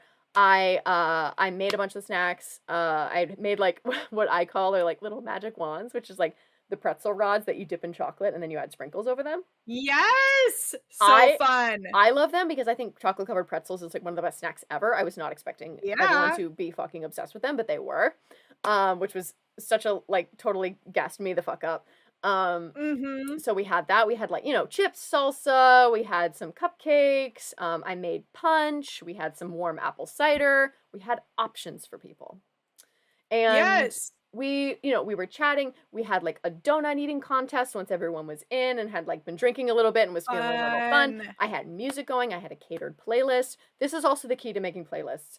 You to make a playlist that like gets people excited. You start out with the songs that everybody's hearing on the regular that everybody knows. So like we have your Chapel Roan, you have like those are yeah, your Charlie XCX, all those things. And then as the night gets on further and people have been drinking and have been, partaking in various substances, then you get into like the fucking like monster mash. You get into the goofy songs that people feel comfortable singing Yes. at that point, and then everybody's having a good time. Everybody's having Mhm. so much fun. We played some Jackbox. That's also a good game, like, after people have been drinking for a little bit, because then people get goofy silly. If you guys have played Jackbox games like Quiplash and, like, stuff like that, it's so much fun. So Um, fun. and then to wind down, we all, like, just, like, as we were all chilling out, like, before we were, ready to go, I put on Nightmare Before Christmas, and people were chit-chatting before they left. And it was just a lovely, lovely night. So that's how you Mhm. have a real party. That's how you have a Halloween party. Yes. And again, Yes. I love my friend. I don't blame him. It's just it's not his strong suit. But I was just extra Mhm. super duper upset because that was the first party I had been to since the pandemic, and it was also a Halloween party, which is a holiday that I love very very much, and is very very close to my Yeah. heart and is very important to me. And I was not Mhm. having a good time for multiple hours, and then had to drive like an hour and a half home. So That sounds it horrible. was not a good night. So that's the worst Halloween party I've ever been to. He knows this, by the Well, way. I've told him this. I'm like, I love you ha so much. I love you so much. You're one of my best friends. That was the worst fucking Halloween yeah. party I've ever been to in my life. Well, and, like no, see, because here's the thing. This is, like not to hop on another soapbox, Go. but since my autism diagnosis, I've become acutely aware of like things that other people do to make the world just like a little bit more accessible to people. And doing all the things you did with your party, those are things that make the world more accessible and like more fun for everybody. Like some people don't drink either because they can't or because they don't want to. And so you need to have like other fun options that still make it feel like a party. And if the whole party is about drinking, then that sucks for It's not those a people. party. So like It's not a party. it's not a party. Fun snacks are great. Having an activity is great. That's also another accessibility thing because for people who are awkward and don't like talking to strangers, it can be way easier Hmm. when you have a point of entry and you can ask them like, "What are you putting on your pumpkin? Mine is a cat," or whatever. Um having different vibes, different kinds of spaces that people can move through.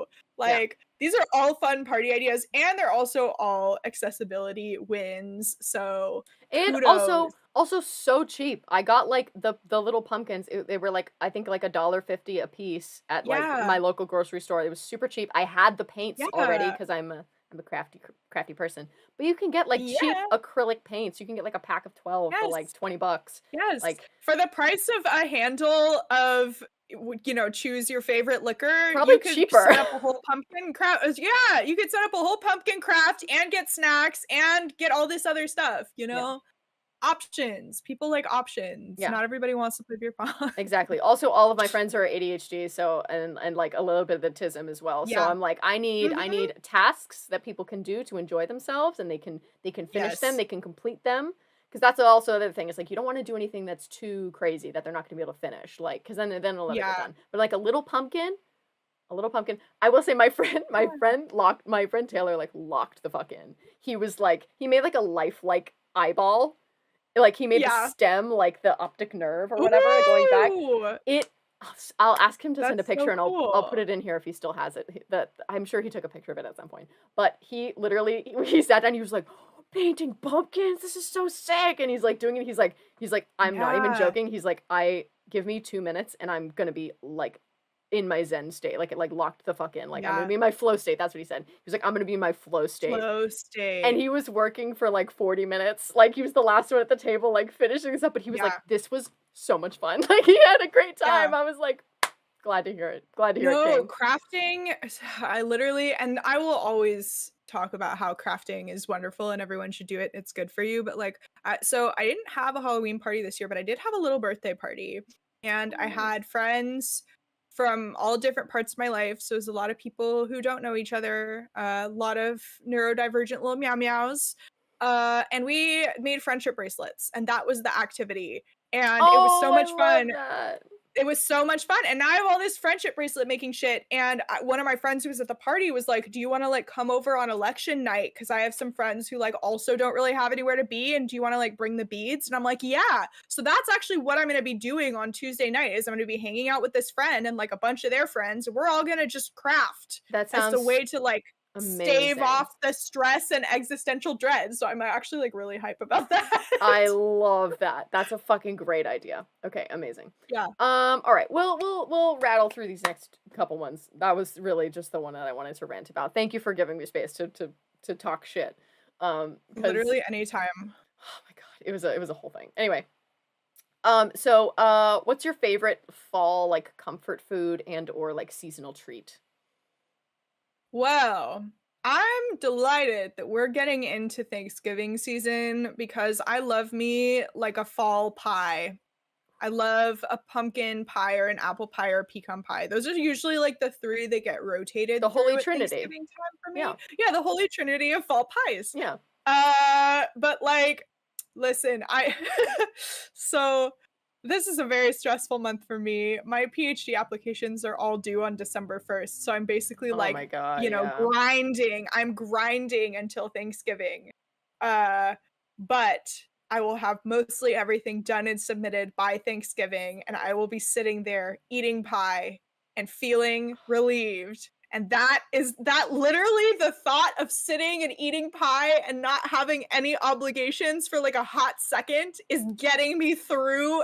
I think about this every day, every hour. I love that. No, food-based like gratification, especially seasonal food-based gratification is like So because you nice. wait all year for it and it's just like so and it's always Yeah. I feel like it's unless something really gets fucked up, it's always worth it. Like it's always And just it like tastes better. Like there's so something good. about sitting there on your day off, eating pie, even if it's just a pie from the store, and it just tastes like magical happiness, Yeah. all the good things in life, All you the know? memories associated with it. There's a chill in the air. Maybe you've got some coffee or some Yeah. tea. Just like, oh, fuck. My sister makes the best apple pie. She does the shit with like, Hell yeah. what is it called? The fucking the egg wash, but then she also puts some Yep. sugar on the crust, Sugar, that's what I do too. so Yeah, it like it browns the makes such a fucking. huge difference. It's so good. Amazing. It's so fucking Yeah. good. Yeah, big apple pie fan. For me, I think my favorite like fall treat, which I think is like not unpopular, but I think it's just not people's favorite, is apple cider. For whatever Mm. reason, so I think also it probably comes from me like as a kid. Like I remember so vividly. So yeah, actually, now that I'm saying it out loud, it probably is this reason why it's so near and dear to my heart. In first grade, we went to this farm near my elementary school, and we saw and like helped this like farmer make apple cider. And it was a really cool field Mm. trip. I will remember it for the rest of my life. It was so vivid. And like any time you're a kid and you get to see how things are made, even like adults, I feel like Yeah. it's kind of cool. But Yeah, when how it's made, the yeah, TV show is the like very magical. it's so cool. But also just like Yeah.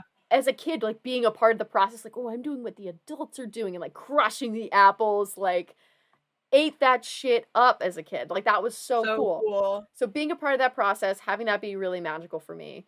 And then like every time I drink it, like being reminded of like those memories in fall and like the time of fall being very important to Mm. me and like homey and cozy for Mhm. me. But what I love about apple cider is I will take it and I have in every single form. Like I love it like ice cold in the morning. I love it nice and hot by the Yeah. windowsill. I like it with cookies. I Ooh. like it with a little like breakfast treat or whatever the fuck. Like I'll have it any time of day, multiple times a day. I love apple cider so much. Mm. That one is like every time like I feel the chill in the air, I get a gallon for myself because I'm like it's just so it just adds so much happiness to my life and it's Yeah. the net positive is just too big Yeah. for me to not Well, indulge. I and love like it. as we're moving into the phase where there is more darkness and, seasonal depression is like a thing, Yeah. getting those little dopamine hits from your apple cider or your, like whatever else you have in your life that feels just good is good, So important to me. actually. So good. Mm. Okay, favorite fall fashion item and or cozy fall clothing item. Well, a thing that is annoying about this year is that it's been like the weather's been really funky. It's Yeah. been like ping-ponging back and forth. It was, 80 degrees earlier this week and today it's 62. It's just like climate change sucks. But when it does finally get really crisp and really cold, I love me a scarf. Yeah. A nice soft scarf Yeah, that none of doesn't that upset my fucking sensory issues. I can't do a wool scarf. It's gotta be no. like, I don't know, like a blend or something. But I love the way a scarf looks. I love that it's like a fun way to add a pop of color and like a cool pattern and That was the you most know? like suburban mom way to answer that question. I love a pop of color. I love I the do way. love the pop of color. I love it because, like, you know, most winter and fall clothes is like a brown coat or a Yeah, black coat, but then you have a scarf and then you can show your personality and keep your neck warm. love. Double win. Amazing. And there's gonna be one in your stocking this year. My mom makes me scarves aggressively. This woman is Aw. always making me scarves. I love them all. They're all like just like the softest yarn. It's like that like thicker yarn that is just so soft. Like it's not like Ooh, regular yeah. yarn. It's like the one that they make the like stuffed animals out of. They crochet the Yeah, fucking yeah, like the yeah. fuzzy. Yeah, yeah, I Yeah. know what you're talking about. That stuff is There's magical. It's so magical. It's so soft and lovely. And yeah, the woman's always making scarves. I love her so much. Mm. Yeah, I love a brimmed hat. Oh. I fuck up a brimmed hat. You do. You look great in a brimmed hat. Thank you. It's my it's my forehead. It does a lot of the work for me. Um, and I just love a big oversized sweater. I love my basic fall girly things. I love a big old sweater that makes me feel like I'm little tiny, so tiny little. Yeah, so tiny small. So tiny small. That's so I can fun. tuck, even better if I can tuck my knees into it. Like Oh, yeah. I have some of Mhm. my dad's I old love I sweatshirts. love an item of clothing that you can kind of cocoon into. Yes. Yes. Mm, That's the best when you're cuddled up on the couch or you're watching a movie or you're gaming and you yeah, got like a warm drink and like a big cozy sweatshirt. It's like my favorite yeah. fucking thing. Oh my Oh, god. You're describing what I think I'm gonna do for the rest of the day today. yes. Honestly, yeah, same. And then okay, Mm. last one. Favorite type of fall autumn leaf. Color, shape, size, variation. Mm. Oh, yeah. Well, I think my favorite type of autumn leaf is the crunchy kind. You know, I agree. texture is the most important quality in a leaf to me, but when you step on it, it goes crunch. Yeah. That's great. I really love that. But like in terms of aesthetics, I love red, like the leaves that are like really, really red and kind of like the spready outy kind with the little like prongs. I'm Yes. gesturing with my hand right now. Yes. I I They're think just so pretty. I think you and I enjoy the exact same leaves. I love the big Yeah. like from the oak trees, like those big like fucking Yeah, the brown really like dramatic ones. yeah, those are Mm, great. Love those for the crunch. And then I have the smaller ones, the red ones, I think I agree are the prettiest. I think those are just the ones that are just like bright red because it's like you don't yeah. not that bright colors don't exist in nature because of course they do, but they're just not Mhm. as frequent. When you see a bright red or like a bright yellow, it's just like exciting. Yeah. It's fun. It's cool. It Um, is fun and cool. yeah, It really is. And I grew up in the San Francisco Bay Area, which is not a place with a whole lot of seasonal variation.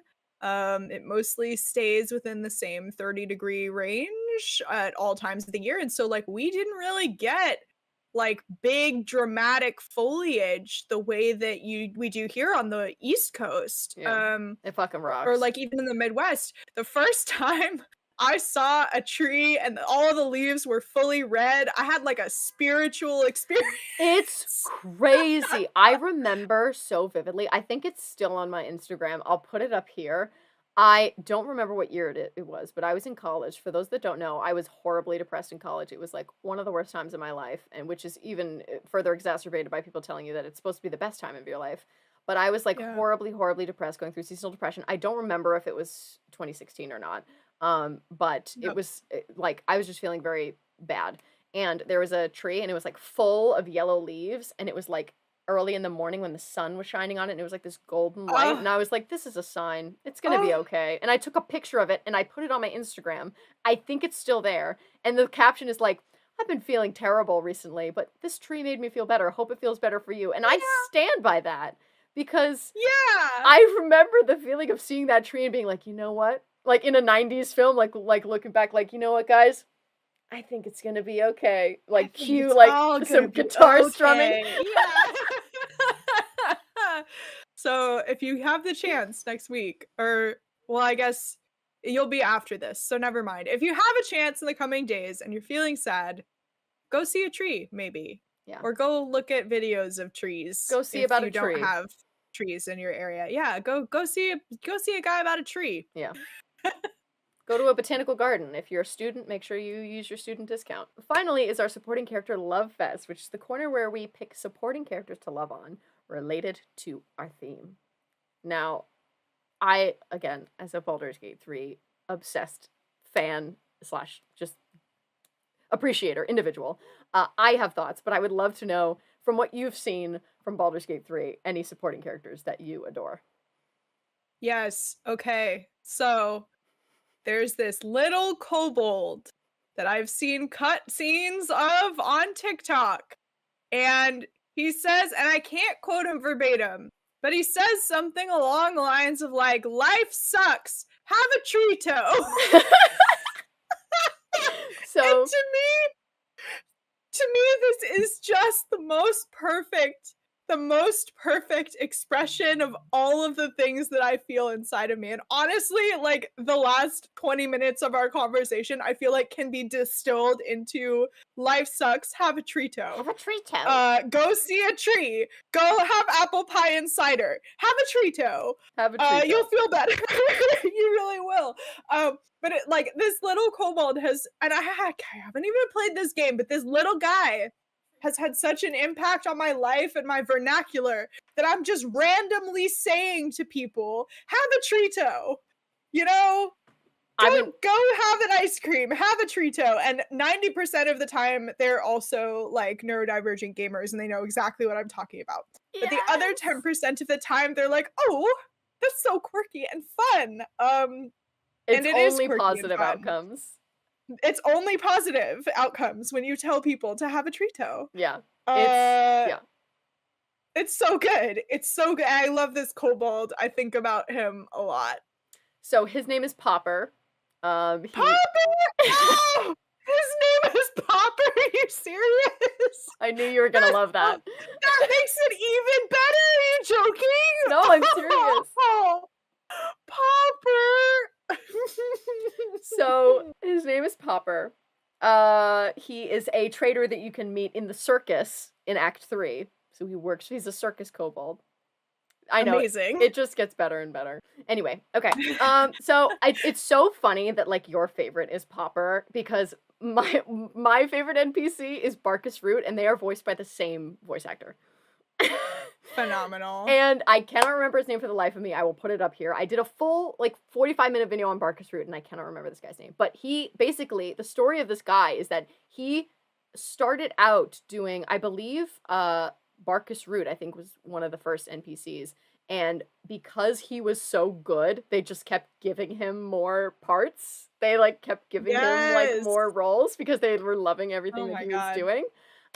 So exceptional actor, love him. But Barkus Root, he is a deep gnome, and essentially talking about queer characters, his whole journey is finding his childhood love who has been captured by the cult of the Absolute. Oh my god. And so it's a tragic. And again, I'm not gonna spoil it for you, but there's this guy, and he's just trying to get back to the man he loves. And it's really it's so I love Barkus. I love Barkus Root. You find him. He's the windmill gnome. For anybody that doesn't know, he's the gnome that's strapped to the windmill in Act 1.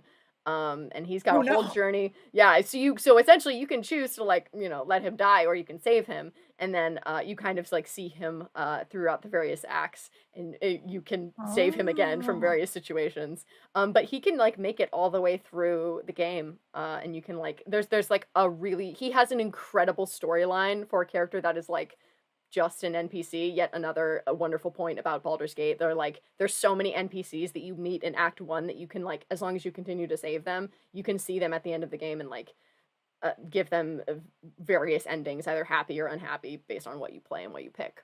Another NPC that I adore is Roland, who is a smug fucking wizard, and he is such a little shit, when you meet him in Act 1, where I'm like,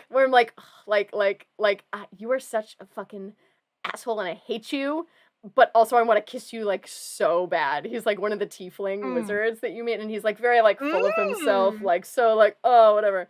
But he gets humbled in various ways throughout the game, and he also has a really heartfelt storyline. It's him traveling with his siblings, they're refugees. Yeah, Roland, the tiefling wizard, is another NPC. Again, I don't want to spoil anything for you, but he is so like he's like so frustrating. I want to smack you in the face, but I also want to kiss you so bad. Like and I feel like that's been like the universal sentiment for a lot of like Roland lovers. It's like, yeah, I fully accept that he's a little shithead and a pathetic little meow meow, but I can't help but want to kiss that skinny tiefling wizard. Can't explain why. I love him so much. And the kinky priest, who you meet in Act 1 as well, in the goblin camp, you basically, by going through a ritual of Leviatar, who is the goddess of pain in the D&D world. So basically you go through like a BDSM ritual where you stand against a wall and he like, with your consent, of course, you consent to the ritual, you get hit with his like mace or whatever, and he's like, oh, you're doing so well, cry for me, like all these, like, it's very it's like kinky. It's just straight up BDSM. But if you go through the ritual, you get this really cool buff where like if you get less than 50% of your hit points, you get advantage, I believe, on like saving throws, which is a huge deal, where it's like if you're like in your 50% of hit points, like if you're about to die, you get advantage on like any spells that get cast on you, like any saving throws for those spells, which is a really good buff. So I think it's totally worth it. Also, I enjoy it. But at the end of the like ritual, like if you like are into it and it like show that you're into it, he's like, on a personal note, that was divine. Like he like really like wow. I can tell this is probably not your thing, but I mean, I feel like it's one of those things where I'm gonna play it and then I'll get it, you know? I think it's one of those things where you had to be there. It's also possible that you won't get it and I'm just a horny fiend. It's definitely for like the horny players. I mean, I am definitely, I would categorize myself as a horny player, but like mostly for women. So the horny priest might not do it for me, but I love the vibes that are being described here. This sounds great. Yeah, I love him. I adore him. I think he's fucking deranged, but I love it. And he actually has the same face model as Roland. Oh, funny. So I was like, I liked them separately, and then I found out that fact, and I was like, okay, well then maybe there's something there. Maybe that's just why. Maybe it's I just like a face mold that you find sexy. That's fun.